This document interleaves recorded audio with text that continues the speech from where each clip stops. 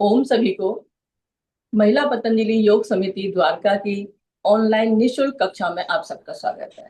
विशेष स्वागत डॉक्टर दीपाली जी का। Thank you Saroj जी। आप आयुर्वेदाचार्य हैं। समय समय पर हमारी क्लास में आकर हमें मार्गदर्शन देती है। बहुत से विषय हमें आपने बताए और बहुत अच्छे से सरल शब्दों में बताती हैं। और आज जो विषय ले रही हैं आप, बरसात के मौसम में होने वाले रोग और उनके बचने के उपाय क्या क्या हो सकते हैं। आजकल बरसात का मौसम चल रहा है, सभी जगह परेशानियां बीमारियां फैली हुई हैं। उनसे कैसे हम बच सकते हैं, कैसे नहीं होने दें, या हो गई है तो कैसे उनका उपाय हम कर सकते हैं। तो आपका बहुत बहुत स्वागत। आगे का आपका परिचय अनिल जोशी जी कराएंगे। अनिल जोशी जी का स्वागत है। जी। ओम धन्यवाद। धन्यवाद दीपशिखा जी, इतने अच्छे आसन करवाने के लिए, योगाभ्यास करवाने के लिए। शुक्रिया दीपाली जी, एक बार फिर आपका स्वागत है। दीपाली जी के औपचारिक परिचय में है कि BA MS आपने अखंडानंद आयुर्वेदिक कॉलेज अहमदाबाद से किया है। मैं देख रहा था आपने MATC का भी कोर्स किया है, और यहाँ पर भी जो हम जब डॉक्टर्स का भी इमरजेंसी हमारी सिचुएशन रहती है तो हम दीपाली जी को ही रेफर करते हैं कि आप समय निकालें, और वो हमेशा समय निकालती हैं। वो एक तरीके से हमारे बोर्ड पर हैं और एज एन एक्सपर्ट, और हमेशा जब हम उनसे अनुरोध करते हैं तो वो सहयोग करती हैं। दीपशिखा जी ने उनसे अनुरोध किया इस रविवार के लिए और उन्होंने समय निकाला। आपने आपने एक मेडिकल ऑफिसर के रूप में कई हॉस्पिटल्स में अहमदाबाद में काम किया, और उसमें एलोपैथिक का भी एक्सपोजर आपको, मेडिसिन, सर्जरी, गायनोकोलॉजी का वहाँ पर हुआ। आप आयुर्वेदिक डॉक्टर के रूप में न्यूट्री हेल्थ क्लिनिक नई दिल्ली में डॉक्टर शिखा जैन के साथ आपने काफ़ी समय तक काम किया, और आपके पब्लिकेशंस भी हैं। न्यू सरस्वती पब्लिकेशन से आपने काफ़ी पब्लिकेशंस हैं, और अपने साथ भी कई वर्षों से आप जुड़ी हुई हैं। लगातार पतंजलि योग समिति के जो हमारे साधक हैं उनका मार्गदर्शन करते रही हैं। न्यूट्रिशन और डाइट प्लानिंग आपका स्पेशलाइजेशन है, और आप इंस्टाग्राम में भी हैं तो इसलिए आप वो देख सकते हैं, और आप जो है ऑनलाइन कंसल्टेशंस भी करती हैं। तो ये तो है आपका औपचारिक परिचय। और आपका आयुर्वेदिक जो डॉक्टर्स हैं उसमें बहुत कम ऐसे डॉक्टर्स मैंने देखे हैं जिनका दीपाली जी की तरह एक्सपोजर है, और जो लगातार हम लोगों को गाइड कर रहे हैं। और आज का विषय भी, आज की ऋतु जो समय है, मौसम उसके अनुरूप है। तो हम आपका स्वागत करते हैं और आपसे अनुरोध करते हैं कि आप अपनी बात रखें। हम सभी लोग या तो लिखते रहें जो पॉइंट्स हैं, और साथ ही साथ हम प्राणायाम भी अगर संभव हो तो कर सकते हैं। जी Deepali. Thank you Saroj ji, thank you Anil ji, thank you Deepshikha. कुछ गुड थिंग। और इतना अच्छा मौसम है, बारिश का मौसम है, और बीमार होने के चांसेस ज्यादा होते हैं। बट हमें एंजॉय भी करना है, मौसम इतना सुहाना होता है। सबसे पहले मैं आप लोगों से अनुरोध करना चाहूंगी, मुझे एक या दो या तीन कोई बारिश के गाने आप बता सकते हैं जो आपके दिमाग में आ रहे हैं। एक या दो लाइन आप चाहे मतलब बोल भी सकते हैं।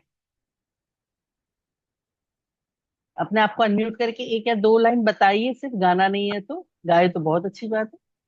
मैं बताऊं मैं। हाँ जी बताओ। आया सावन झूम के, आया सावन रिमझिम के गीत सावन गाए गाए, भीगी भीगी रातों। धन्यवाद। जी बिल्कुल। और कोई? सावन का महीना चाहे बड़ा शोर, जिया रे झूमे ऐसे जैसे बन में नाचे मोर। बिल्कुल।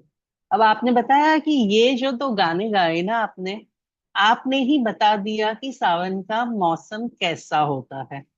ठीक है।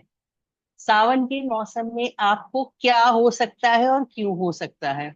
जैसे उन्होंने बोला कि मन झूमता है, रात को आवाज आती है, शोर करता है, ये शोर पे तो बहुत बातें हो चुकी है।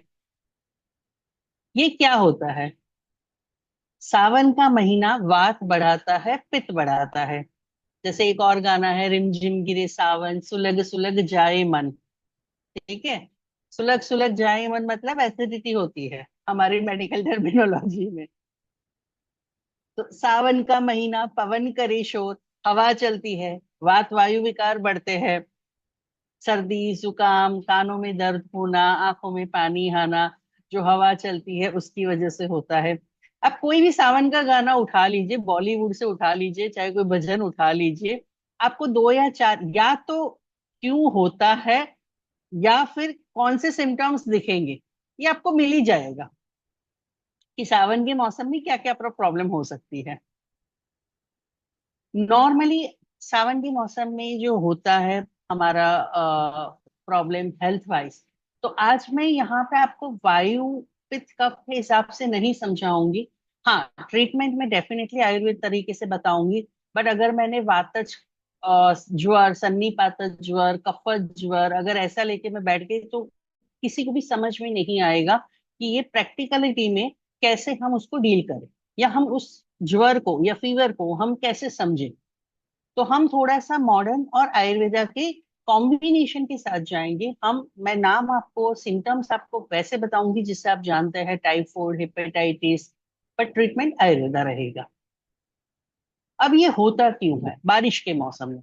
आयुर्वेदा के हिसाब से जैसे मैंने बता दिया कि वात और पित्त का डेफिनेटली इम्बैलेंस हो जाता है। इसीलिए सावन के महीने में सबसे ज्यादा फास्ट आते हैं हमारे त्योहार। आप जन्माष्टमी ले लो, हरियाली तीज ले लो, हरियाली अमावस्या ले लो, सावन के 16 सोमवार ले लो, सावन का महीना ले लो, चतुर्मास ले लो, इतने सारे त्योहार जिसमें हम फास्ट रखते हैं, ये सारे सावन के महीने में आते हैं। क्योंकि वात चिकित्सा का, वात अगर विकार है तो उसकी चिकित्सा का सबसे अच्छा शमन तरीका आयुर्वेद में लंघन बताया गया है। लंघन मतलब फास्टिंग करना, पर उसको सही तरीके से करना, वरना आपका पित्त दोष कुपित हो जाता है। तो इसीलिए सावन के महीने में लंघन चिकित्सा करने के लिए नॉर्मली कुदरत ने ही हर महीने का एक डाइट प्लान बना के ही रखा है, बस हमें उसको फॉलो करना होता है। बट अगर आप उस लंघन चिकित्सा के नाम पे साबूदाने की खिचड़ी, आलू, स्वीट पोटेटो, ये सब कुछ ज्यादा ले रहे हैं, तड़ी हुई पूड़ियाँ, तो फिर आपका पित्त कुपित हो जाता है। तो हमें लंघन करना है, हमें फास्टिंग करना है, बट एक सही तरीके से करना है। आइए अब बात करते हैं कि क्यों होता है। सबसे पहले सावन में जो कंटामिनेट फूड और वाटर सोर्स होते हैं उसकी वजह से कोई भी बीमारी होती है, चाहे आप उसको बैक्टीरियल ले लीजिए, मॉडर्न साइंस में उसको वायरल, बैक्टीरियल और पैरासाइट्स में बांटा गया है। आयुर्वेद के हिसाब से उसको वात पित्त कफश दोषों में बांटा गया है। पुअर हाइजीन रहती है, पानी भर जाता है। पानी आप चाहे कितना भी साफ रख के पी रहे हो, कहीं आगे से कुछ मिक्स होके आ रहा है, खाने के साथ रहता है। ये टाइम जो एनिमल्स होते हैं उनका ब्रीडिंग टाइम होता है, उनकी जनरेशन बढ़ाने का टाइम होता है ब्रीडिंग टाइम। चाहे वो आप कॉकरोच ले लो, चाहे आप वो बर्ड्स ले लो, चाहे वो आप मछलियां ले लो। ठीक है। इसीलिए शायद सावन में नॉनवेज भी नहीं खाया जाता है, क्योंकि ये इनका ब्रीडिंग टाइम होता है। तो ये जो रीत है, ये जो रीत है उसकी वजह से भी ब्लड कॉन्टैम पानी, जो हमारे नेचुरल स्रोत है पानी के, वहां पे भी कंटामिनेट हो जाता है कई बार। जो लील हो जाती है ग्रीन कलर की, उसकी वजह से भी कंटामिनेट हो जाता है। आप चाहे कितना भी उबाल के पानी पियो, तभी जैन धर्म में नॉर्मली सावन के महीने में उबला हुआ पानी ही हर एक घर में पिया जाता है।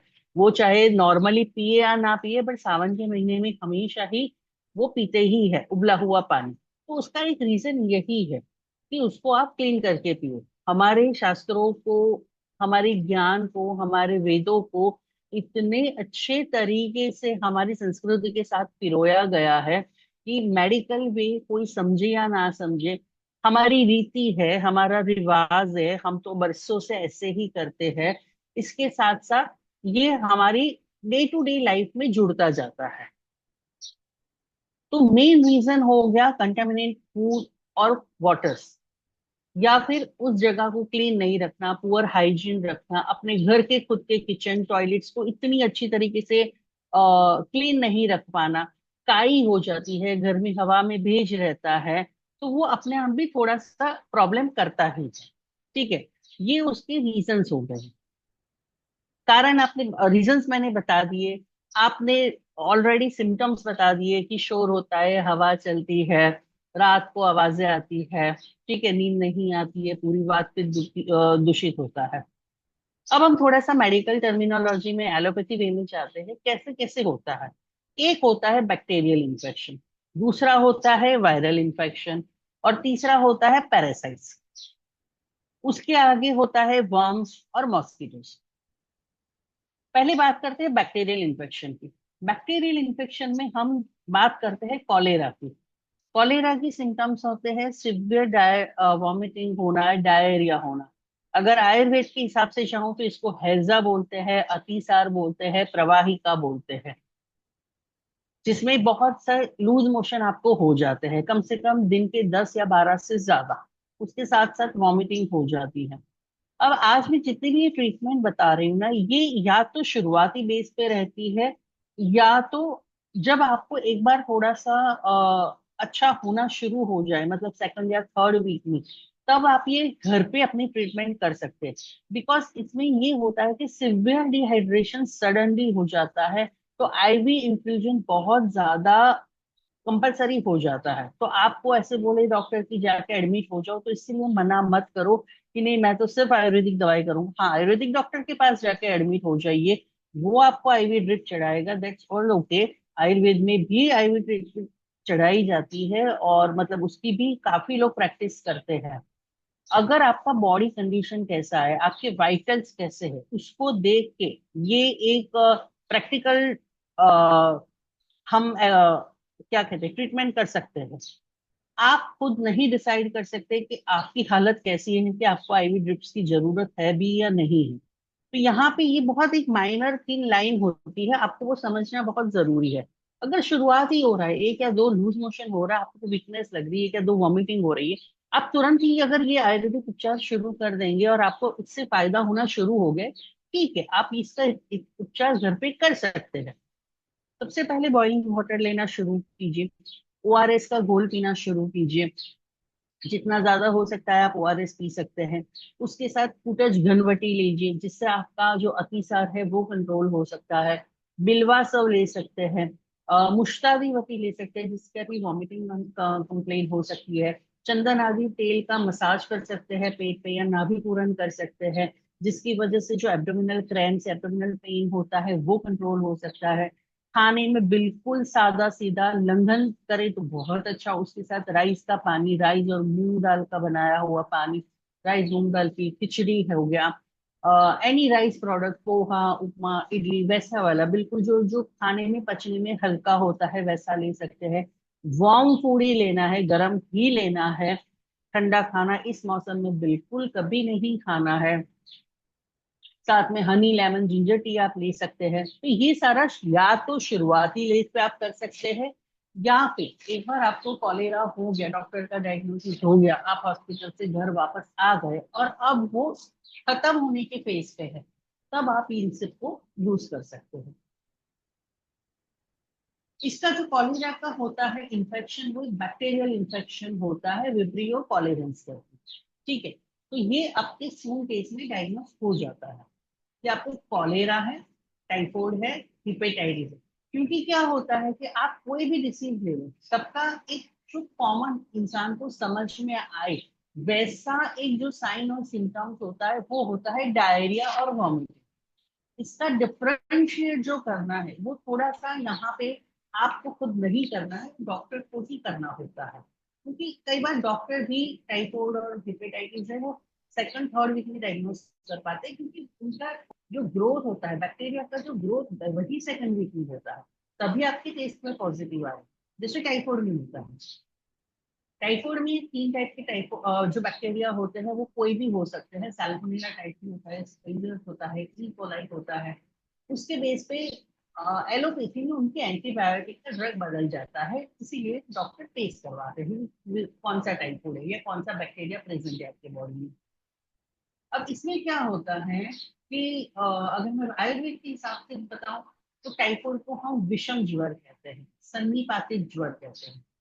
यहाँ पे वात, पित्त और कफ तीनों दूषित होते हैं। शुरुआत का पहला हफ्ता होता है वात का, दूसरा उसमें 7 दिन होते हैं, मतलब एक हफ्ता रहता है वात ठीक रहता है। दूसरा होता है पित्त, जो कि 12 दिन का पीरियड रहता है। और तीसरा होता है कफ, सॉरी, जो पित्त होता है उसमें 10 दिन का पीरियड रहता है, और कफ होता है वो 12 दिन का रहता है, मतलब 7, 10 और 12। अब इसमें क्या होता है, शुरुआत का जब टाइफाइड आपको शुरू होता है तो हल्की हल्की वॉमिटिंग, हल्का डायरिया, माइल्ड फीवर होना शुरू रहता है, ठीक है।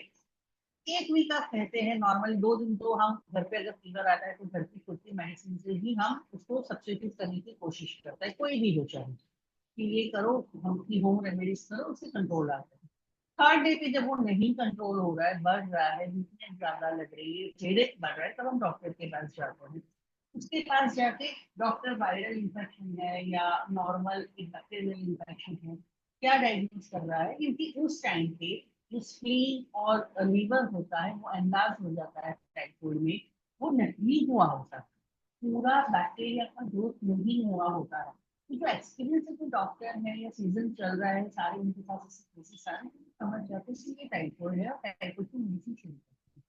पर काफी केस में ये 2nd वीक में ही डिटेक्ट हो पाता है, क्योंकि इसका जो बैक्टीरिया का पूरा ग्रोथ होता है वो 2nd वीक में अच्छे से ब्लड में दिखता है, तो आपका ब्लड टेस्ट में पॉजिटिव आ जाता है टाइफाइड से।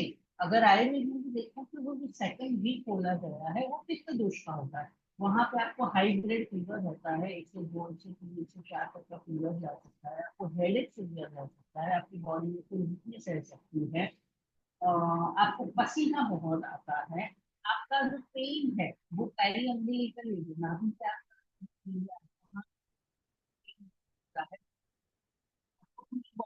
हैवी लगता है, आप वीक होते जा रहे हैं, आपकी बॉडी में तो ये लक्षण आयुर्वेद और हाँ नाभि। हाँ, सॉरी दीपाली मैम, बट आपका वॉइस बहुत कम आ रही है। अभी भी आ रही है जरूर। अब आ रही है। हाँ ओके। जी, अभी ठीक है। हाँ, तो ये जो चीज होती है, ये प्रॉब्लम इसमें आती है, ठीक है। तो ये होते हैं हमारे टाइफाइड के लक्षण, कि टाइफाइड में सिम्टम्स हमें क्या दिखते हैं। अब इसका शुरुआत, अगर मैंने जैसे ही बोला ना कि अगर फर्स्ट वीक में हम समझ जाते हैं, या हम जो दवाई लेना चाहते हैं, या हम कोई घर पे कोई दवाई आयुर्वेदिक लेना चाहते हैं, तो हम इसमें सुदर्शन चूर्ण ले सकते हैं, अवैपतिकर चूर्ण या अवैपतिकर की टैबलेट आती है वो पण ले सकते हैं। साथ में आप तुलसी का रस शुरू कीजिए, गिलोय का रस शुरू कर दीजिए, पोमेग्रेनेट, अजवायन, ashwagandha, turmeric, black pepper, triphala, ये सारी चीजें आप शुरुआती दौर में ही, जब आपको फीवर आना शुरू होता है, आपको समझ में आ रहा है टाइफाइड है, हैजा है, कुछ भी नहीं है, तब आप ये चीजें लेना शुरू कर सकते हैं। यहाँ पे डिफरेंट डायग्नोसिस करना बहुत ही एक थिनर लाइन होती है, कई बार डॉक्टर्स के लिए भी डिफिकल्ट हो जाता है, इसीलिए वो टेस्ट करवाते हैं आज के जमाने में, कि वहां से उनको कंफर्मेशन मिल जाता है। बट पहले के जमाने में आयुर्वेद में टेस्ट नहीं होते थे, तो डॉक्टर नाड़ी परीक्षा करते हुए, या जो दूसरे उनके स्टूल का कलर कैसा है, स्टूल कैसा होता है, कितनी बार होता है, वॉमिटिंग कितनी होती है, फीवर का क्या ग्रेड रहता है, उसके बेसिस पे ये हम डायग्नोसिस करते थे। जैसे टाइफाइड होता है, ठीक है, कॉलेरा होता है, उसमें आपका ब्रेडिकार्डिया रहता है, आपकी पल्स होती है वो थोड़ी डाउन जाती है, बट जो टाइफाइड होता है उसमें ट्रैकिकार्डिया हो जाता है, आपकी पल्स रेट बढ़ जाती है। पसीना आता है टाइफाइड में, कॉलेरा में पसीना आना नहीं होता, सिर्फ आपको वॉमिटिंग और डायरिया का प्रॉब्लम रहता है। टाइफाइड में हाई ग्रेड फीवर होता है, हेडेक होता है, एब्डोमिनल पेन होता है नाभि के आसपास। कॉलेरा में पूरी बॉडी में, पूरे मतलब फ्रंट चेस्ट में आपको पेन रहता है, क्योंकि आप वॉमिट भी कर रहे हो और आपको लूज मोशन भी होता है। तो यहाँ पे डिफरेंशिएट हो जाता है। ये होते हैं बैक्टीरियल इन्फेक्शन। इसके साथ साथ बैसिलो सल्फी करके एक होता है, जो डिसेंट्री में हम काउंट करते हैं, जहां पे हम अतिसार उसको बोलते हैं।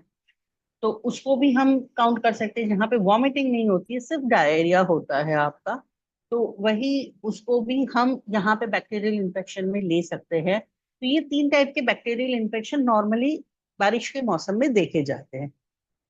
अब आते हैं हम वायरल इन्फेक्शन। वायरस, बैक्टीरिया और पैरासाइट्स को समझना बहुत जरूरी है, क्योंकि यहाँ से उनकी जगह बदल जाती है, ट्रीटमेंट बदल जाती है, उनके सिम्टम्स बदल जाते हैं। दूसरा आता है वायरल इन्फेक्शन।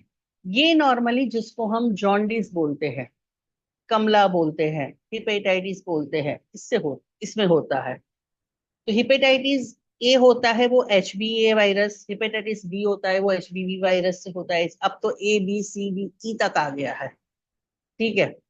तो अलग अलग टाइप के ऐसे वायरस होते हैं। वायरस का मतलब होता है, जैसे कोरोना का वायरस आप सब जानते हैं, मल्टीपल होता रहता है, बढ़ता रहता है।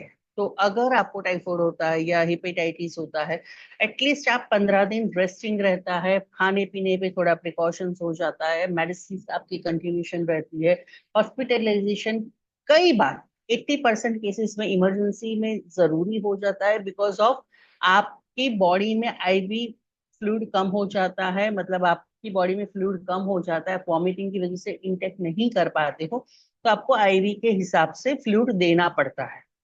आपके जो इम्बैलेंस हो जाते हैं, आपकी जो सोडियम पोटेशियम जो हमारे न्यूट्रिशन लेवल पे होता है, वो इम्बैलेंस हो जाते हैं और आप ओरली ले नहीं सकते हो, इसीलिए वहां पे इन्फ्यूजन कंपलसरी हो जाता है। तो इसमें भी सेम प्रॉब्लम, जो सिम्टम्स अगर देखा जाए तो वही वॉमिटिंग एंड डायरिया रहता है। बट वही ब्लड टेस्ट से आपको हिपेटाइटिस है या हिपेटाइटिस ए है, वो उसको डायग्नोस कर सकते हैं। Hepatitis B, it's the same like an HIV।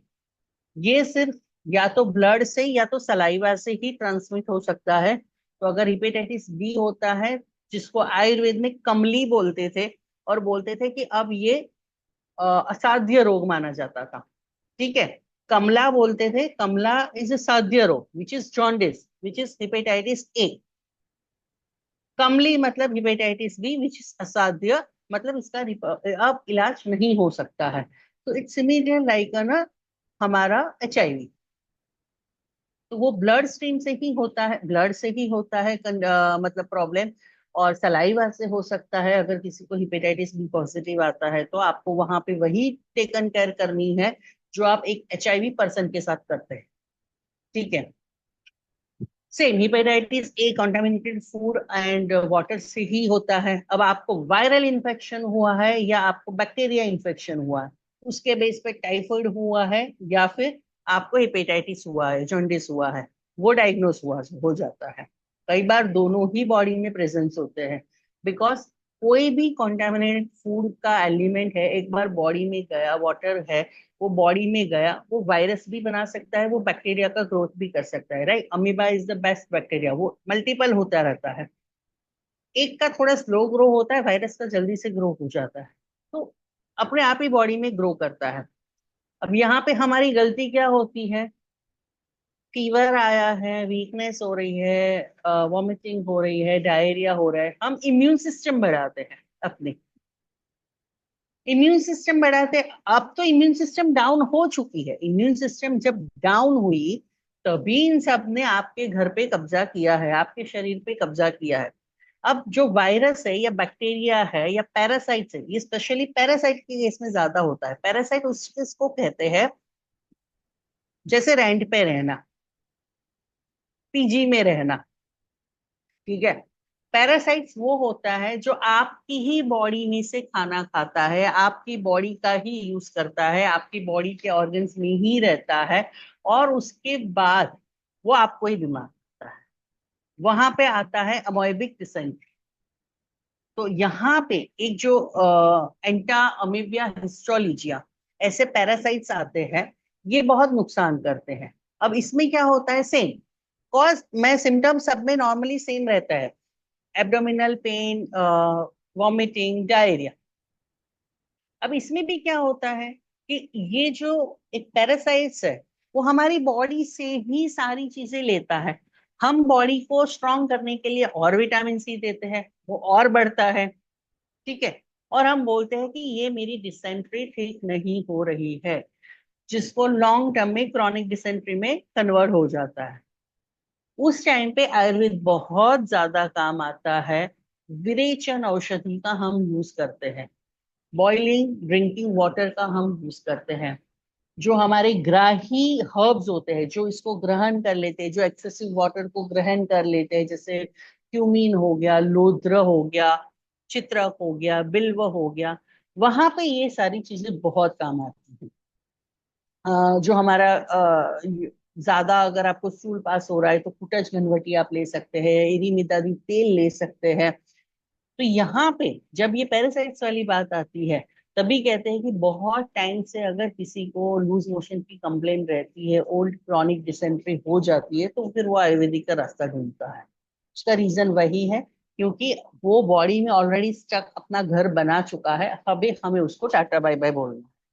तो ये काम आयुर्वेद बहुत अच्छे से कर ले। तो ये हमारा हो गया मेन 3 टाइप्स का गैस्ट्रिक प्रॉब्लम डिसऑर्डर्स, जो कि बारिश के कंटामिनेट वाटर और फूड की वजह से नॉर्मली बारिश के मौसम में पाया जाता है। एक होता है वायरल इन्फेक्शन होता है जिसमें हम जॉन्डिस लेंगे, दूसरा बैक्टीरिया होता है जिसमें हम कॉलेरा और टाइफाइड लेंगे, तीसरा होता है पैरासाइट्स इन्फेक्शन जिसमें हम एमोएबिक डिसेंट्री लेंगे। आयुर्वेद के हिसाब से भी मैंने आपको ड्रग्स बताया कि कौन से ड्रग्स होते हैं या कौन सी चीजें होती है जिसको हम इसमें दे सकते हैं। बट अगेन मैं सेम वही फोर्स करूंगी, इसको शुरुआती फेज में यूज करें, या फिर अगर आप अच्छे से ट्रीटमेंट करवा के घर पे आए हैं और अभी थोड़ा माइनर कंडीशन में है, आपका कंट्रोल आ गया है बॉडी पे, तब आप इसको यूज करें।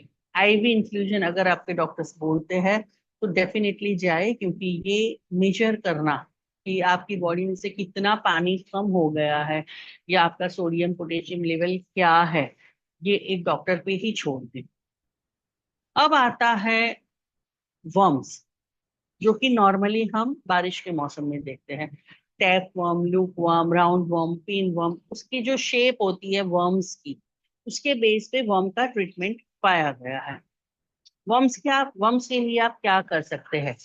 एक कृमि कुठार रस आता है बैद्यनाथ का, ठीक है, वो आप बच्चों को दे सकते हैं। बच्चे नॉर्मली मिट्टी में जाते हैं, बाहर स्कूल में जाते हैं, गंदे पानी में कितना भी कोशिश कर लो हाथ पैर उनके लग जाते हैं, तो नाखूनों की वजह से, हाथ में रहते वजह से, गंदे पानी में खेलने की वजह से वो वर्म्स उनकी बॉडी में डेवलप होना शुरू हो जाते हैं। तो वहां पे आप ये कृमि कुठार रस है या अल्बेंडाजोल आप मेडिसिन एलोपैथी की ले लीजिए, आप उनको अजवाइन और गुड़ की गोली देना शुरू कर दीजिए घर में रूटीन में। अगर मतलब आप डायग्नोस कर पा रहे हैं, नहीं कर पा रहे हैं, क्योंकि वर्म्स का पूरा एक ट्रीटमेंट अलग हो जाता है कि बच्चे का शरीर नहीं बन पा रहा है, भूख ज्यादा लग रही है, बहुत कुछ होता है, उसके स्किन पे पैचेस होना शुरू हो जाते हैं। बट नॉर्मली मैं अपने बच्चों को भी ऐसे प्रिफर करती हूँ कि जब भी बारिश का मौसम होता है, हफ्ते में 1 या 2 दिन अजवाइन और गुड़ की सिंपल मिक्स करके आप उसको गोली बना दो छोटी छोटी, और उनको बोलो खा जाओ। तो इससे क्या होता है, एक आपका जो क्लियरेंस होता है, छोटा अगर कोई जर्म्स भी बॉडी में गया हुआ है, वो उसको क्लैरिफाई कर देता है। आप तुलसी का पानी रेगुलर बेस पे ले सकते हैं। अदरक वाली चाय जैसे पीते हैं, तो मैं हमेशा बोलती हूँ कि अदरक चाय में मत डालो, अदरक का स्वरस लो और सूंठी चाय में डालो, तो वैसी वाली आप चाय दे सकते हैं।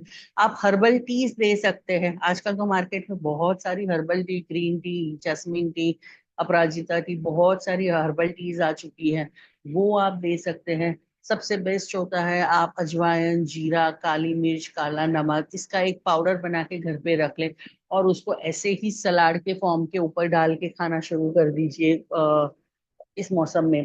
तो ये छोटी छोटी जो होम रेमेडीज होती है, इससे हमारा स्टमक होता है वो एक नॉर्मल कंडीशन में रहता है। अब क्या खाना चाहिए और क्या नहीं खाना चाहिए, ये आप डेफिनेटली फॉलो कर सकते हैं जब आप हॉस्पिटल से घर आते हैं, या फिर आपको हुआ है आप घर पे ट्रीटमेंट ले रहे हैं, तो वहां पे आपका बहुत ज्यादा इंपॉर्टेंट रोल आ जाता है, चाहे वो आयुर्वेद हो चाहे वो एलोपैथी हो, कि टाइफाइड में आप क्या खाओगे। आप कोई भी राइस प्रोडक्ट खा सकते हो, उपमा, इडली, बॉइल्ड राइस हो गया, लाइट किया हुआ। प्रोटीन में आप मूंग की दाल, अरहर की दाल, उड़द की दाल, जो दालें हैं वो खा सकते हैं। लेग्यूम्स नहीं खा सकते हैं, वो हैवी होता है। चना राजमा नहीं खाना चाहिए टाइफाइड में। उसके बदले सिर्फ जो दालें हैं वो खानी चाहिए हमें। व्हीट प्रोडक्ट्स नहीं खानी चाहिए, उसके सामने सिर्फ हमें राइस की प्रोडक्ट्स खानी चाहिए। वाटर में आप कोकोनट वाटर ले सकते हैं, जैस्मिन टी ले सकते हैं, आप ginger water, honey lemon ginger water ले सकते हैं। सलाद में आपको वेजिस में आपका पटेटो हो गया, बीन्स हो गया, कैरेट हो गया, पोमेग्रेनेट हो गया, बनाना हो गया, पपाया हो गया, ये सारी चीजें ले सकते हैं, लेकिन नट्स नहीं ले सकते हैं जो पचने में हैवी होते हैं, मतलब ड्राई फ्रूट्स हमारे हो गए वो नहीं लेना चाहिए। रॉ सलाद, ककड़ी, गाजर, जो हम कच्चे फॉर्म में, बीट रूट कच्चे फॉर्म में लेते हैं, कच्चे फॉर्म में नहीं लेना है। डेयरी प्रोडक्ट्स में दूध अवॉइड करिए, योगर्ट, तक्र, छाछ पे ज्यादा फोकस कीजिए। ठीक है, ये सारा डू एंड डोंट्स हो गया टाइफाइड के लिए। अब आते हैं हम जॉन्डिस पे। यहाँ पे थोड़ा उल्टा हो जाता है। जॉन्डिस में होल ग्रेन्स लेने हैं आपको, व्हीट लेना है आपको, ताकि आपकी बॉडी में पावर मिले। यहाँ पे लीवर में प्रॉब्लम होती है क्योंकि यहाँ पे साइड्स अलग होती है। सी, टाइफाइड होता है ना, वो स्मॉल इंटेस्टाइन में होता है। जो पैरासाइट्स मैंने अमोइबिक डिसेंट्री बोला वो लार्ज इंटेस्टाइन में होता है। जो जॉन्डिस होता है वहां पे लीवर, पैंक्रियाज इंक्लूड होता है। ठीक है, तीनों की जगह अलग है। तो वो खाना हम देते हैं वहां पे, वो काम करना थोड़ा उनको आराम मिले।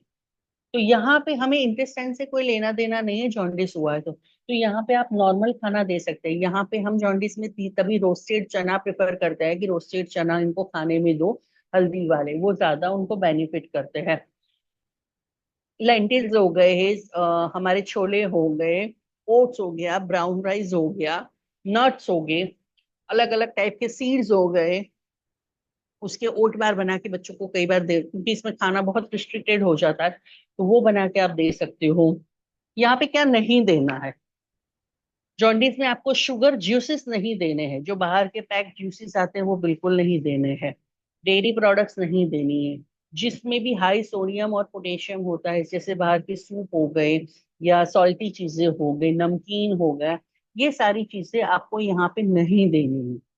ठीक है, तो ये टाइफाइड और जॉन्डिस का ऑल्टरनेटिव रहता है कि वहाँ पे राइस प्रोडक्ट ज्यादा देना है, यहाँ पे व्हीट प्रोडक्ट्स और लेंटिल्स ज्यादा, लेग्यूम्स ज्यादा देने हैं, वहाँ पे लेंटिल्स ज्यादा देने होते हैं। अब एमोइबिक डिसेंट्री में आप क्या दे सकते हैं, क्योंकि एमोइबिक डिसेंट्री होती है हमारे लार्ज इंटेस्टाइन में, ये होता है स्मॉल एंड लिवर में। एमोइबिक डिसेंट्री में क्या कर सकते हैं आप, डेयरी फ्रूट्स और प्रोडक्ट्स, जो डेयरी प्रोडक्ट्स होता है वो अवॉइड कीजिए। उसके साथ garlic, pumpkin, beetroot, carrot, ये सब कुछ दीजिए। जितना ज्यादा हो सकता है पानी का इंटेक ज्यादा दीजिए। प्रोबायोटिक्स दीजिए, डाइजेस्टिव एंजाइम्स, जैसे अगर आयुर्वेद के डाइजेस्टिव एंजाइम्स की बात करूँ तो जीरा, अजवाइन, हींग, मेथी दाना, ये सब कुछ होता है, ये सारा दीजिए। आयरन और जिंक का रिच फूड दीजिए। ये देना है हमें एमोइबिक डिसेंट्री। अब बारिश के बाद वाला मौसम, इसकी चर्चा हम किसी अगले एपिसोड में करेंगे, क्योंकि बारिश के बाद भी मस्कीटोज आते हैं। मस्कीटोज की वजह से, या जो भरता है पानी, उसके साथ आता है मलेरिया, डेंगू, अभी शुरू हुआ है Zika virus and chikungunya. Right, अभी के लेटेस्ट होते हैं जो नॉर्मली होते हैं। ये सारे जो डिसीज है ये मस्कीटो बाइट्स की वजह से होते हैं। अगेन यहाँ पे symptoms high grade fever, joints pain, abdominal pain, diarrhoea, vomiting. तो ये जो डिफ्रेंशिएट करना होता है ये बहुत कई बार मुश्किल हो जाता है, तो प्लीज डॉक्टर की विजिट जरूर कीजिए और एक प्रॉपर पहले डायग्नोज करवाइए। अगर एक बार आपको पता चल गया आपको टाइफाइड है या जॉन्डिस है या मलेरिया है, तो फिर ट्रीटमेंट उसके हिसाब से होती है। ओके, वर्म्स के लिए मैंने बताया, आप वावरिंग अरिस्ट दे सकते हैं बच्चों को, कृमि कुठार रोज दे सकते हैं, चित्रक दे सकते हैं, पिपली दे सकते हैं, पारिजात के फूल आते हैं, पारिजात वती आती है, वो दे सकते हैं। सबसे ज्यादा तो विडंग और त्रिफला से ही या कृमि कुठार रस से ही काम हो जाता है। उसके आगे चाहिए तो फिर आप अंडर डॉक्टर ऑब्जर्वेशन में कोई भी उसकी प्रॉपर ट्रीटमेंट करवा सकते हैं। तो ये नॉर्मली होते हैं हमारे बारिश के कारण होने वाले रोग, उसके कारण, उसके सिम्टम्स और आयुर्वेदिक उपचार। अब आप मुझे कुछ भी क्वेश्चन पूछना चाहे प्लीज गो अहेड।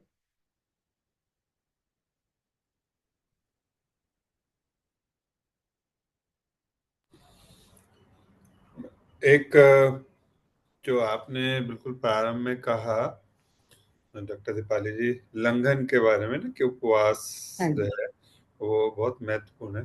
एक चीज अभी मैंने ऑब्जर्व की, मैं अभी केरल में था कुछ दिन पहले तक। वहां पर जो पानी है वो पानी जीरा। लगभग वार्म वाटर देते हैं अभी। और जीरा वाला देते हैं। हाँ, और जीरा डाल के जीरा वाला देते ही, हैं। हाँ जीरा डाल के ही केरल में मिलते। मैं यहाँ पे एक शेयर करूंगी। जब मैं हाँ कॉलेज में थी, हम हमारे लास्ट ईयर में केरला आयुर्वेद का बहुत बड़ा हब होता है, ठीक है। हमारी एक सेमिनार हो रही थी, हम सब केरला गए थे। ये होती है गोधरा कांड, जब 2002 की बात हुई थी तब की बात है, क्योंकि हम जब वापस आ रहे थे ये गोधरा कांड हमने फेस किया था बाय ट्रेन। तो मुझे आज भी वो चीज याद है। अब हम कॉलेज वाले बच्चे थे उस टाइम पे, चाहे ठीक है डॉक्टर्स है सब कुछ है, बट पूरा अगर आपका ट्रिप गया हुआ है कॉलेज से और आपको केरला में एक हफ्ता निकालना है, आप वहां पे हॉस्टल में रह रहे हो, उसकी सारी जो ट्रीटमेंट है, सारे सेमिनार अटेंड कर रहे हो, पर 2 दिन तो ठीक है, आप इडली सांभर और गर्म पानी थे। तीसरे दिन पर हम सारे ही स्टूडेंट ठंडा पानी ढूंढने निकले थे कि हमें बिस्लरी वाला ठंडा पानी चाहे खरीदना पड़े, अब तो हमें ठंडा पानी चाहिए। फरवरी का मौसम था, ठीक है। मैं कह रही हूँ ना, एग्जैक्ट गोधरा कांड वाला टाइम था, फरवरी का। तो हम लोग लिटरली उस चीज को ढूंढने निकले थे और हमें कहीं नहीं मिल पा रहा था। तब जाके समझ में आया कि केरला में इतना जीरा वाटर और गर्म पानी कितना इंपॉर्टेंट होता है। And really it works very well. बारिश के मौसम में डेफिनेटली आपको लेना ही चाहिए। मैं बल्कि यही कह रहा था कि जैसे अभी मैं एक और दो फैक्ट्स इसमें, जैसे चाइना में भी मुझे पता चला, अभी कोई 10 दिन पहले आए थे, कि वहां पर भी सबको बॉयल्ड वाटर ही दिया जाता है, पानी जी। वार्म वार्म वाटर जिसको कहना चाहिए। तो जी। इसका मतलब ये है कि अभी आजकल फिल्टर के एडवर्टीजमेंट्स भी बहुत आ रहे हैं आजकल के, अगर टेलीविजन पर भी देखेंगे तो इसका मतलब वाटर इज इक्वली इम्पोर्टेंट आज के समय में। जिसको बॉयल करना या वार्म वाटर लेना, ये आजकल के उसमें बहुत आवश्यक है।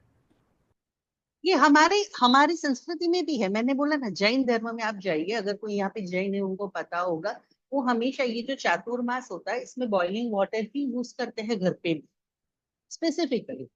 और हमारे हमारे घरों में भी हम फ्रेश वाटर ही यूज करते थे। ऐसा नहीं कि जो जैन नहीं वो नहीं करते थे। हमारा लंघन चिकित्सा क्या बोला कि जितनी भी फास्ट आते हैं हमारे, देखो आप, हम कृष्ण भगवान की जो जन्माष्टमी होती है, हम क्या बनाते हैं प्रसाद में? पंजीरी, राइट। पंजीरी में क्या होता है? वही जीरा, धनिया, जो हमारे पाचन तंत्र को मदद करता है। कृष्ण का जन्म रात के 12 बजे हुआ था, कैसी मूसलाधार बारिश में हुआ था वो सबको पता है। हम क्यों भगवान को मतलब पंजीरी खिला रहे हैं बताओ? वो भगवान के लिए नहीं है, वो प्रसाद हम खाते हैं। वो भगवान को पता है कि हमें क्या उस टाइम पे जरूरी है। इसीलिए सावन के महीने में शायद यही जाता है। सावन के महीने में हम हरियाली तीज हो गई या पित्त दोष प्रकोप। एक बहुत सिंपल छोटी सी बात बताओ, यहाँ पे नॉर्थ से बहुत से लोग हैं, उनको पता है, उत्तराखंड से बहुत लोग हैं, मेहंदी लगाती है लेडीज। क्यों? सावन के महीने में बारिश हो रही है, मेहंदी का क्या लेना देना? लेडीज में पित्त गर्मी ज्यादा रहती है, हार्मोनल इम्बैलेंस ज्यादा रहता है। इसीलिए मेहंदी लगाने पे, मेहंदी ठंडी होती है, हाथ हमारा प्रेशर पॉइंट होता है, पाँव हमारे प्रेशर पॉइंट्स होते हैं। मेहंदी लगाने से हम उसको ओरली जैसे लेपन प्रक्रिया करते हैं, मिट्टी में बैठते हैं, चंदन का लेप करते हैं, फेस पैक लगाते हैं, मुल्तानी मिट्टी लगाते हैं, ये हम नेचुरली कूलिंग कर रहे हैं कि इनका पित्त दोष प्रकोपित ना हो, इनका हॉर्मोन्स बैलेंस्ड रहे, ठीक है। बहुत सारी इसे जेनेटिक कनेक्टेड है। हमें उसको सही तरीके से लेना है। जैसे अगर आपने लंघन की बात की, मैं डेफिनेटली यहाँ पे बताना चाहूंगी कि प्लीज जो भी फास्ट कर रहे हैं वो फास्ट की तरह कीजिए। उस दिन आप फ्रूट्स एंड मिल्क ही लीजिए, कर्ड ही लीजिए, फास्ट दीजिए, अपनी बॉडी को रेस्ट दीजिए। एक दिन में कोई वीकनेस नहीं आती है। और नहीं हो सकता है तो मत कीजिए, रूटीन नॉर्मल डाइट का खाना लीजिए। बट पूरा दिन फास्ट करने के बाद रात को आप घी में तड़ी हुई पूरियां खा रहे हैं, आलू खा रहे हैं, साबूदाना खा रहे हैं, हलवा बना के खा रहे हैं, ये आपके बॉडी को कोई नुकसान ही कर रहा है, कोई फायदा नहीं कर रहा है। लंघन मतलब हल्का सा मूंग का पानी हो गया, दाल का पानी हो गया, वो आप ले सकते हैं। पटेटो और स्टार्च ये इसलिए लेते हैं कि वो हाई स्टार्च होता है, स्टार्च से बॉडी में एनर्जी बनी रहती है। एक या दो बॉइल पटेटो बस, दैट्स इनफ।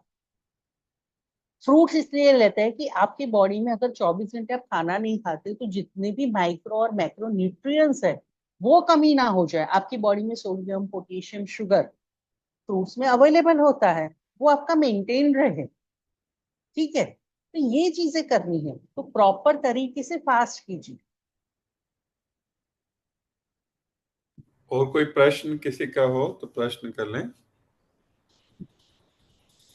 डॉक्टर साहब, एक मेरा प्रश्न है। एक बच्चा है डॉक्टर साहब, 16-17 साल का, उसको ना 2 बार टाइफाइड हो चुका है। और वो ओके। चिप्स खाने बंद नहीं करता। जैसे ही चिप्स खाता है ना तो उसके पेट में दर्द शुरू हो जाती है। और हम्म। जैसे बनाना वगैरह रेगुलर अगर देते हैं तो उससे वो ठीक हो जाता है। तो क्या इसमें से बंद करना चाहिए और क्या देना चाहिए? डेफिनेटली चिप्स बंद करना चाहिए। टाइफाइड और अगर वो हुआ है तो बंद नहीं करते, चोरी खाते रहते हैं चिप्स, और जैसे ही खाते हैं पेट दर्द शुरू हो जाता है। तो क्या मेडिसिन क्या दे सकते हैं? नहीं, सिर्फ देखो, चिप्स की वजह से टाइफाइड नहीं हो सकता है। मैं वही कह रही हूँ, कहीं पे कोई फूड कॉन्टेमिनेट फूड हुआ, पानी जा रहा होगा उसकी बॉडी में, सिर्फ चिप्स की वजह से नहीं हो सकता। या तो वो गंदे हाथों से खा रहा है या वो एक्सपायरी डेट की खा रहा है। अगर उसको चिप्स खानी है, अब जो घर पे हम आलू की चिप्स बनवाते हैं नॉर्मली, मार्केट से ड्राई लेकर आते हैं, वो चिप्स आप दो, बाहर के पैकेट्स वाली मत दो उसको। यहाँ पे उसका चिप्स का एक ऑल्टरनेटिव आप ढूंढ सकते हैं। आप उसको घर जी। पे जो हमारा आलू होता है प्रॉपर, उससे फ्रेंच फ्राइज बना के दो। उसकी पतली पतली चिप्स, फ्रेश फ्रेश चिप्स जिसको बोलते हैं, बनाना चिप्स या आलू की चिप्स, वैसे बना के दे सकते हो। तो वहां की जो पहले तो मार्केट वाली जो रेडीमेड चिप्स होती है, क्योंकि उसमें प्रॉब्लम चिप्स में नहीं है, उसके ऊपर जो मसाला डलता है ना वहां पे आती है। ठीक है, तो वो उसको बंद करवाना ही पड़ेगा। मसाले बहुत तीखे होते हैं, और उसमें स्पेशली आजकल जो पेरी पेरी निकला है, वो पेरी हाँ पेरी जी। मसाला हो गया। हाँ जी, तो वो डेफिनेटली वो पेरी पेरी पे ही होगा। बिकॉज पेरी पेरी से, इवन कुरकुरे में भी पेरी पेरी वाला मसाला आता है, वो बहुत स्पाइसी रहता है। उसमें अंदर जो पता नहीं क्या मसाले डलते हैं, बट उससे एसिडिटी और जो पित्त प्रकोप होता है वो बहुत ज्यादा हो जाता है। तो आप उसको वो बिना मसाले वाली, जो बिना पेरी पेरी मसाला हो गया या कोई भी और भी फ्लेवर हो गया। अब क्रीम एंड ओनियन चिप्स आती है, राइट? क्रीम और ओनियन आयुर्वेद में टोटली विरुद्धाहार बोला गया है।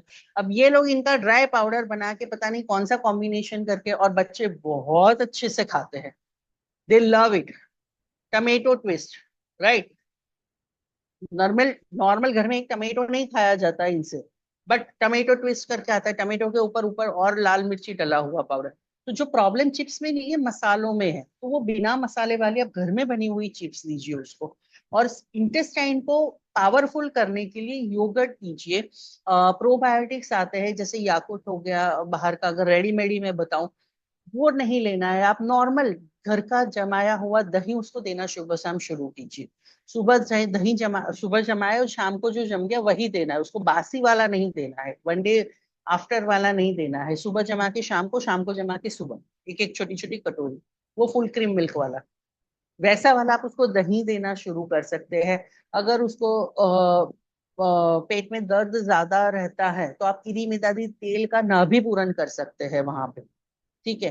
और टाइफाइड तो हो चुका है बहुत, मतलब अभी फीवर नहीं है, अभी ये पहले का था।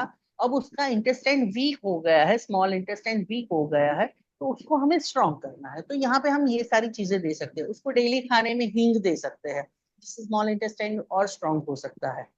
उसको हल्का खाना ही दीजिए शुरुआत में। कम से कम 1 महीना, अगर 2 बार टाइफाइड हुआ है तो उसके बाद 1 महीना कम से कम राइस दाल ऐसा बिल्कुल हल्का खाना, वीट नहीं देना है, गेहूं की रोटी नहीं देनी है। कम से कम 1 महीना। उसकी जगह आप खाखरा दे सकते हैं, डोसा दे सकते हैं, इडली दे सकते हैं, उपमा दे सकते हैं, पोहा दे सकते हैं, राइस की रोटी बना के दे सकते हैं, सूजी का चीला बना के दे सकते हैं, बेसन का चीला बना के दे सकते हैं।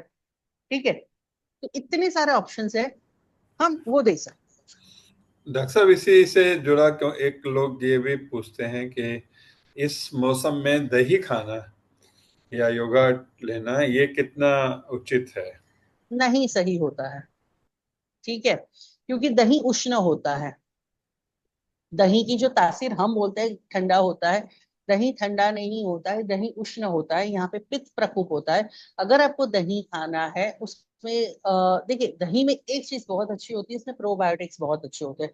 तो अगर नॉर्मल पर्सन है, मैं कह रही हूँ अगर आपको अभी कोई कंप्लेन नहीं है तो आपको दही खाना है, आपको लंच में डेफिनेटली एक छोटी कटोरी दही खाना चाहिए, बट हाँ लस्सी जी नहीं मैडम। पीनी है भर के। तो जो मेडिसिन का यूज है वैसे आप उसको यूज कीजिए। एक कटोरी दही खाइए, उसमें से आपके जो बॉडी में प्रोबायोटिक्स मिलने चाहिए वो डेफिनेटली मिलेंगे।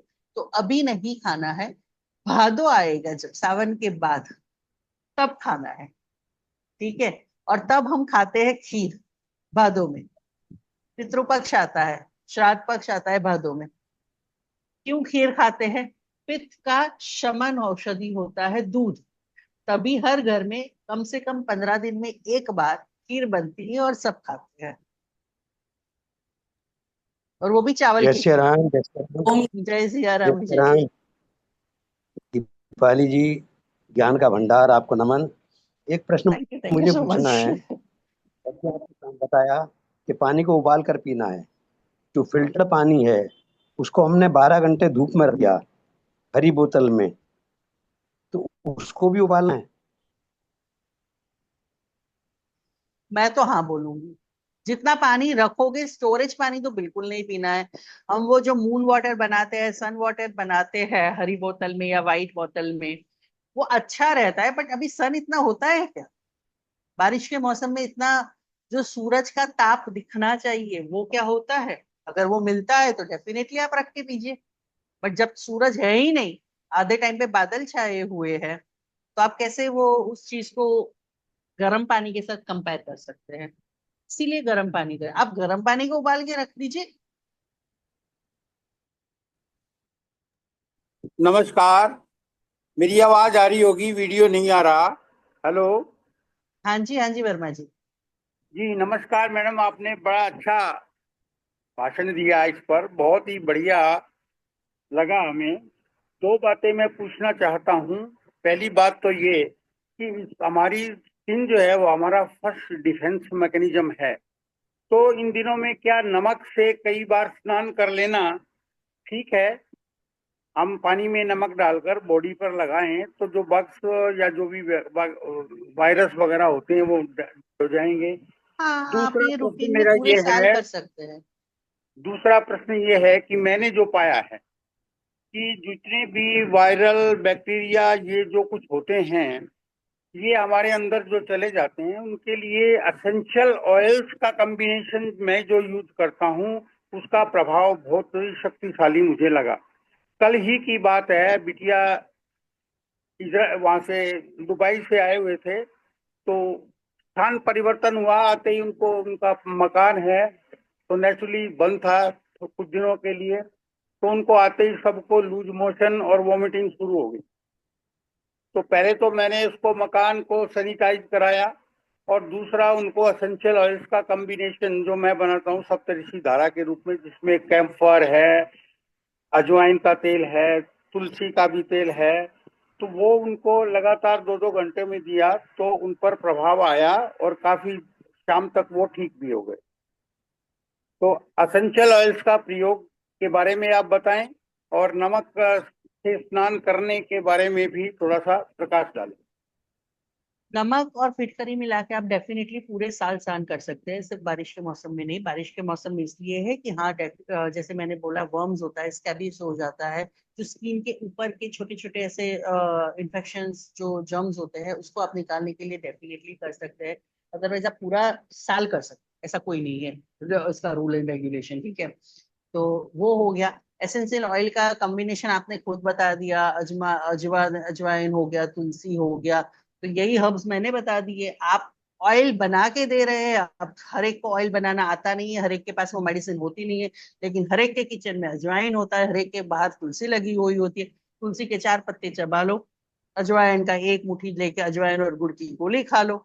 ये सारे किचन रेमेडीज होते हैं, डेफिनेटली आप ये कर सकते हैं। अब चाहे आप उसको ऑयल बना के लो, बाहर तुलसी की रेडीमेड गोली भी मिलती है, अजवाइन की भी गोली मिलती है, हिमालय पे ये लोग, आप हिमालय के तुलसी तुलसी मिलती है, हिमालय के अजवाइन अजवाइन बट्टी मिलती है, तो गोलियां भी रेडीमेड मिलती है।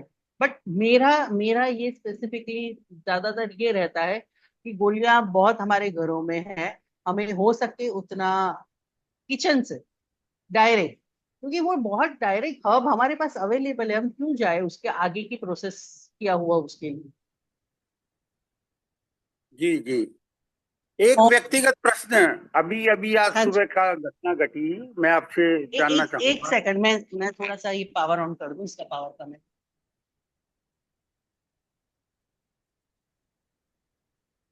हाँ जी बताइए। जी मैं बोलूं। आज हम्म। जल्दी ही उठ जाता हूँ, 2:30 बजे।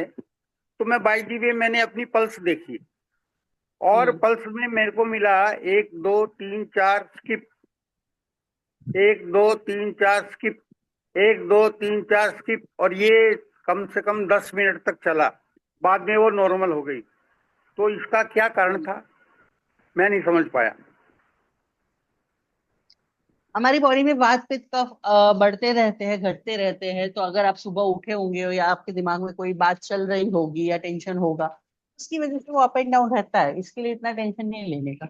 अगर रेगुलर बेसिस पे ऐसा होता है या आपको कोई प्रॉब्लम है, तब जाके वो नाड़ी परीक्षा काम आती है या आपकी नहीं, प्रकृति मेरे को जानने में कोई काम आती है बार बार। प्रॉब्लम, नहीं हुई, लेकिन एक मतलब 1 2 3 4, फिर एक गैप आ जाता था, फिर 1 2 3 4, फिर गैप आ गया, लेकिन फिर वो नॉर्मल हो गया 10 मिनट के बाद। मैं वही कह रही हूँ, आप सो के उठे हैं, आपकी बॉडी को टाइम होता है ना, लगता है, टाइम लगता है। और नाड़ी मतलब जो आपने 1 2 3 बोला ना, वो हमेशा अगर आप 10 10 10 मिनट पे चेक करोगे ना, तो भी हर बार अलग ही निकलेगा कुछ ना कुछ, जी क्योंकि वो उस टाइम की कंडीशन बताता है आपकी बॉडी की। आप गुस्सा करके देखो, आप 2 सीढ़ी चढ़ के देखो, आप एक गिलास पानी पी लो उसके बाद और फिर नाड़ी चेक करो, जी, अलग हो जाता है। परिवर्तन तो होते ही रहते हैं शरीर में। हाँ जी। बहुत अच्छा लगा, धन्यवाद आपका बहुत धन्यवाद। बहुत। ओम जी, धन्यवाद। एक प्रश्न मैं रखना चाहती हूँ। हाँ हाँ जी। जी प्लीज बोलिए। मेरे को ना शटिका पेन है। मैं आयुर्वेदिक इलाज कर रही हूँ, उसमें एक्सरा भी करवाया, थोड़ा हड्डी में, कमर की हड्डी में टेढ़ापन आया हुआ है, और दूसरा नसें भी थोड़ी सी ब्लॉक हैं। तो अच्छा। वो ट्रीटमेंट तो ले रही हैं, अब वो कहती हैं वो करवाओ आप फिजियोथेरेपी। सरकारी हम्म। हॉस्पिटल जाती हूँ तो वो कहते हैं नहीं, फिजियोथेरेपी हम नहीं करेंगे, आप आसन करो, ये करो, जो सटिका पेन के बगैर। मेरे बाजू में भी बहुत दर्द है। तो हम्म। और प्राइवेट में जाती हूँ वो कर देते हैं, 10 दिन मैंने करवाई है। अब बाजू में हम्म। मेरी बहुत ज्यादा है, शोल्डर इतने मेरे जाम हुए पड़े हैं। हम्म। अब मैं करवाऊं या ना करवाऊं करवाइए, फिजियोथेरेपी? करवाइए। गवर्नमेंट को कुछ नहीं है, 10 दिन हो गए, आपको बोल देंगे कि आप अपने आप घर पे करो। अगर आप खुद घर पे कर सकते हो या कोई हेल्पर के साथ आप घर पे कर सकते हो, तो आप वहां पे कीजिए, वरना आप वहां जाके फिजियोथेरापी सेंटर में करवाइए। देखिए, एक्सरसाइज हो गया, योगा होगा, आसन हो गया, ये ऐसी चीजें हैं ना कि कोई आपको 1 या 2 बार सिखा सकता है, उसकी सही टेक्निक सिखा सकता है। करना आपको खुद को है और लॉन्ग टर्म के लिए करना है। अगर आप अफोर्ड कर पाते हैं, अगर आप डेली बेसिस पे फिजियोथेरापी सेंटर जा सकते हैं, तो आप डेफिनेटली जाइए और वहां जाके करवाइए। पर लेकिन आपके उतना अफोर्डेबल नहीं है, पैसे भी लगते हैं क्योंकि हर सेशन के, ठीक है, तो आप एक बार वो टेक्निक सीख लीजिए और घर पे खुद कीजिए। बट डेफिनेटली साइटी का में आपको ये करना अच्छा रहेगा। और आप ऑयल का मसाज कर सकते हैं, साथ में पीछे बैक में मसाज वो करवाइए। तो क्षीर बलाद से मैं कर रही हूँ, क्षीर बला हाँ तेल बहुत है, अच्छा, शेर बलादी उससे तेल कर रही आता हूँ। है। और दूसरा, अगर ठीक है मैं उस सैर करती हूँ तो जी मेरे ठीक है। ऐसे सारे सूजन आ जाती है शरीर पे। जी जी तो आसन तो मैं धन्यवाद। कई एक सालों एक से एक कर रही हूँ। सुनिए, एक बात मैं कहना चाहता हूँ। देखिए, जिस विषय पर कार्यक्रम हो ना, उसी विषय पर प्रश्न पूछने चाहिए, और डॉक्टर्स हम उसी विषय के। ये तो दीपाली जी की वो सहजता है कि वो हर विषय पर उत्तर दे रहे हैं, लेकिन जो प्रश्न पूछने के लिए कहा जाता है, इसका मतलब नॉट एनी क्वेश्चन, इसका मतलब उस विषय पर, जिस विषय पर चर्चा की गई है, उस विषय पर आप कृपया प्रश्न। डॉक्टर पांडे जी कुछ कह रहे हैं। मुझे कुछ कहना है। जी हाँ, डॉक्टर। एक बार पांडे जी का बात कर लें, फिर माथुर जी आप। डॉक्टर साहब, डॉक्टर दीपाली का तो कहना ही क्या है, वो तो हर एक सब्जेक्ट पे बात कर सकती है। अभी बात हुई थी, दो चीजें हैं, एक तो है इन्फेक्टिव हेपेटाइटिस की बात हो रही थी, जो पहले पीलिया वगैरह बोलते थे, that is very common, specially so because ये वाटर बॉर्न डिजीज है। जितनी भी डिजीज है this is all water borne. चाहे पेट खराब होना है, कुछ भी खराब होना, वो ठीक है, कभी कभी ठीक है, उल्टा सीधा खा लिया तो उसका इफेक्ट जरूर हो सकता है, but mostly it is water borne. अभी अभी मैडम ने एक फिजियोथेरापी की बात जो कर रही थी, physiotherapy madam, sorry it is out of contact, but physiotherapy की भी कुछ लिमिट होती है। अगर हम ये समझ जाए कि फिजियोथेरापी का मतलब क्या होता है तो बिल्कुल समझ में आ जाएगा कि how long you can carry on with the physiotherapy. It has got lot of side effects also. तो थोड़ा वो तो डॉक्टर की सलाह के मुताबिक ही चले तो ज्यादा बेहतर रहेगा, otherwise it can do lot of damage. It affects directly to the bones and to the muscles. तो थोड़ा उसमें ध्यान रखने की जरूरत है। दैट इज व्हाट मैंने सीखा है, और मेरे को भी sciatica है जिसको मैं खुद ही ट्रीट करता हूँ, और एक्सरसाइज से ही ट्रीट करता हूँ, योगा से ट्रीट करता हूँ। थैंक यू डॉक्टर साहब, thank you very much. Saroj Mathur ji, आप कुछ कहें। जी, ओम मैम नमस्कार। मैं आपको धन्यवाद बोलना चाहती हूँ। पिछली बार मैंने क्वेश्चन किया था आपको, आपने इतना सहज उसका आंसर दिया था, लेकिन वो इतना असरदार है कि मसाज आपने मालिश बताई थी तलवों पे गाय के घी की, मैं करती हूँ। आपने बताया था मेरे को जीरा और धनिए का पानी बना के पीना, मेरे को पित्त जाता था, मैंने जो क्वेश्चन किया था आपसे उसके अकॉर्डिंग बहुत असरदार है, बहुत सुंदर, बहुत बहुत धन्यवाद। Thank you so much. ये मेरे लिए बहुत अच्छी बात है कि आपको इतना अच्छा आपने रिव्यू दिया है। थैंक यू सो आप मच। कहते हैं तो सहज लगता है, लेकिन असर इतना, मतलब बहुत दिल से, तहा दिल से आपको बहुत बहुत धन्यवाद। आते रहिए हम सबके लिए मार्गदर्शन। ये सरोज जी, ये फीडबैक भी बहुत इम्पोर्टेंट है हमारे लिए भी, डॉक्टर्स के लिए भी। है, बहुत मेरे को अंदर से बहुत खुशी है इस बात की। धन्यवाद जी। सरोज जी कुछ कहेंगे? हाँ। धन्यवाद डॉक्टर दीपाली, आपने बहुत अच्छा वक्तव्य दिया, हमेशा की तरह से इतने सरल शब्दों में आप बताती हैं, बहुत अच्छे से सबको समझ भी आता है और वो उसको यूज भी करते हैं। बहुत सारे लोग करते हैं, बहुत सारी चीजें मैं भी घर में यूज कर रही हूँ, जो किचन में है, बहुत सारी चीजें आपसे पता चलती है कि हम इसको कैसे इस्तेमाल कर सकते हैं। तो उसके लिए बहुत बहुत धन्यवाद आपका। और मैं दीपशिका जी का भी धन्यवाद करूंगी कि उनके माध्यम से हमें मिलना हुआ आपसे, और रेगुलर मिलती हैं, और उनके माध्यम से आप जब भी हम कहते हैं दीपशिका जी को बुला दीजिए, दीपाली जी को, तो हमेशा अगर कहा है तो हाँ है, ये मान के चलते हैं। तो बहुत बहुत धन्यवाद। Thank you so Deepshikha much. जी कुछ कहना चाहेंगी आप? दीपशिका जी। जी जी, थैंक यू दीपाली मैम, बहुत सुंदर आपने तरीके से और सरल शब्दों में समझाया। सुंदर और सरल जो आप समझाती हैं सभी के लिए बहुत यूजफुल रहता है, और उसे हम अपने डेली रूटीन में भी अपना सकते हैं बहुत इजीली।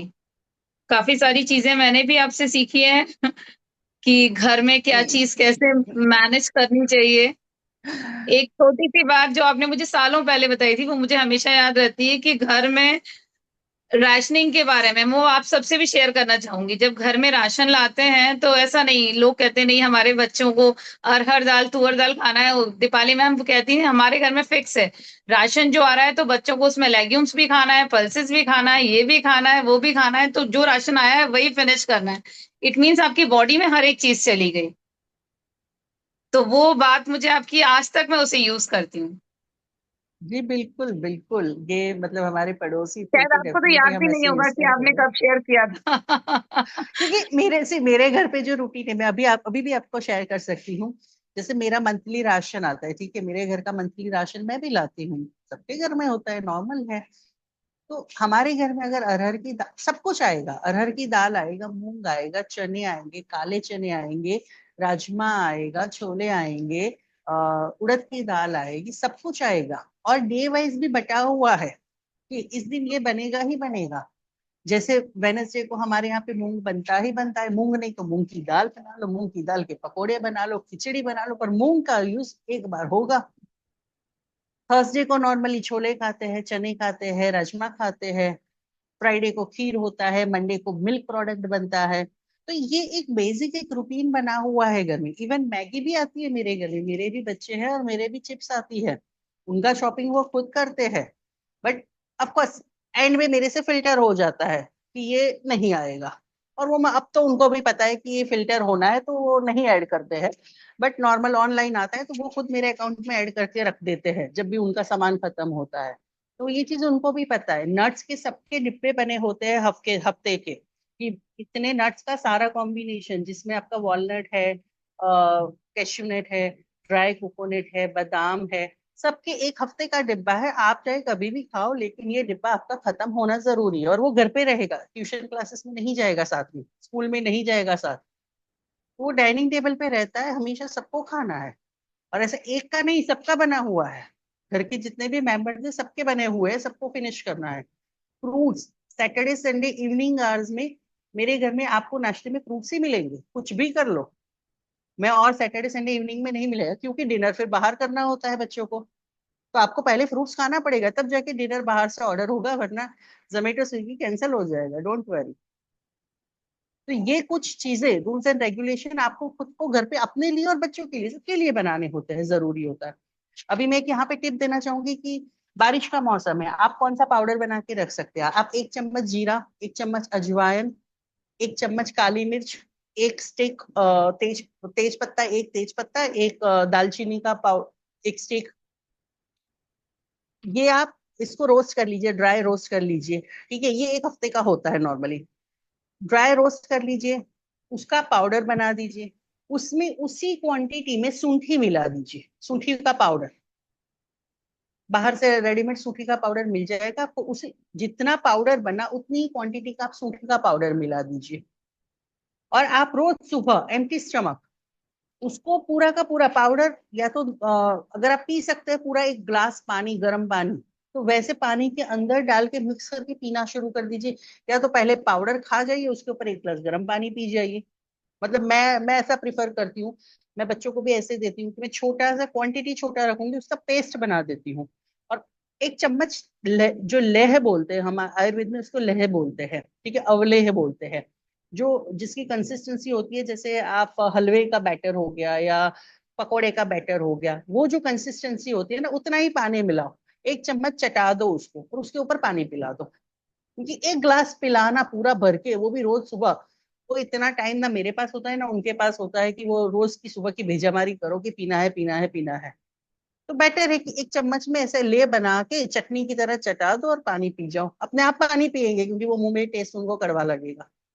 तो पानी पिलाने के लिए 1 ग्लास गर्म पानी पिलाने के लिए फिर वो हमें हमें ज्यादा ताकत नहीं करनी पड़ती है जमत।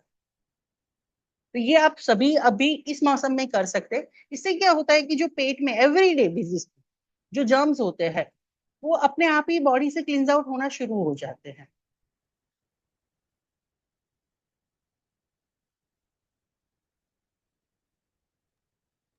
धन्यवाद दीपाली मैम। दीप सर, हाँ, मैम आगे आप जैसे समापन। इसको हमने नींबू ले सकते हैं क्या? Thank you. नींबू फिर से पानी में बताएं। ऐसे बॉयल करके ले सकते हैं? हाँ, नींबू पानी को ले सकते हैं, नींबू डाल सकते हैं। बहुत सुंदर आपका व्याख्यान रहा। और बरसात का मौसम है, बरसात में तो आजकल और भी दिल्ली क्या कहते हैं, पॉल्यूशन का लेवल भी इस बार बहुत कम हो चुका है। मेरे ख्याल से सभी के क्वेश्चन भी हो चुके हैं। और बहुत बहुत धन्यवाद डॉक्टर दीपाली एक मैडम। और रिक्वेस्ट करूंगी दीप जी, एक और रिक्वेस्ट हाँ करूंगी, राखी का त्योहार आ रहा है, हाँ, हो सके तो राखी पे बाहर से स्वीट्स मत लीजिए, अपनी ट्रेडिशनल मिठाइयाँ बनाइए गुड। प्लीज। क्योंकि ट्रेडिशनल मिठाइयों में जो राखियों पे बनती है या कुछ भी होती है, वो अच्छी रहती है, आपके घर में बनती है, शुद्ध होती है और आपके हेल्थ को अच्छा करती है। अभी राखी पे बहुत सारी मिठाई बाहर से मिल जाएगी, चाहे कम क्वांटिटी में बनाइए, क्योंकि आजकल सारे ही लोग हेल्थ कॉन्शियस हो गए हैं, शुगर सबके घर में रहता है। तो जो ट्रेडिशनल मिठाई है वो चाहे छोटी क्वांटिटी में बनाइए, बट वो ट्रेडिशनल मिठाइयाँ आपके हेल्थ के लिए जरूर से बनाइए। तो आज फ्रेंडशिप डे पे आप सब लोग मुझे ये वादा करेंगे थैंक यू। कि आप इस बार त्योहार पे आपके घर पे एक ट्रेडिशनल मिठाई जरूर बनेगी, हमारे आपकी यहाँ जो बहुत भी सारे ट्रेडिशनल लोग ऐसे मिठाई है। हैं जो अपने यहाँ लड्डू बनाते हैं, जैसे रेखा जी हैं, और बहुत सारे लोग हैं घर में मिठाई बनाने वाले। तो रेखा जी से एक दिन विधि मैं सभी तो लोग घर में सीख मिठाई लेते हैं। बनाती हूँ मैम, अगली अगली बार सारी जब आपका मिठाई टर्न होगा काजू कतली बताएंगे कि बनानी क्या क्या हो, मिठाई घर पे। पिस्ता रोल बनानी हो, मैं सब पूरा घर में ही बनाती हूँ। अगले रविवार मैं आऊं या ना आऊं, आप सबका होमवर्क जरूर रहेगा। दीप जी चेक करेंगे कि किसने कौन से मिठाई बनाई थी। सब फोटो लेके खींच के दीप जी को भेज दीजिए। बिल्कुल, साप्ताहिक रिजल्ट जो है लास्ट का पसंद आए सब बनाना चाहिए, उससे अनुकूल काम करना चाहिए। बहुत सुंदर आपका।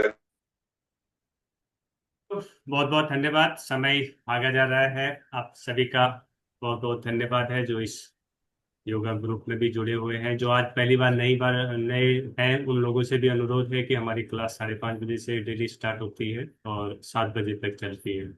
Thank you. और क्लास को समापन करने से पहले एक शांति पाठ कर लेते हैं। सभी लोग कमर और गर्दन सीधा करें, गहरा लंबा सांस भरेंगे, आंखें कोमलता से बंद, एक दीर्घ ओम के उच्चारण के साथ लयबद्ध तरीके से शांति पाठ भरें। गहरा लंबा सांस। ओ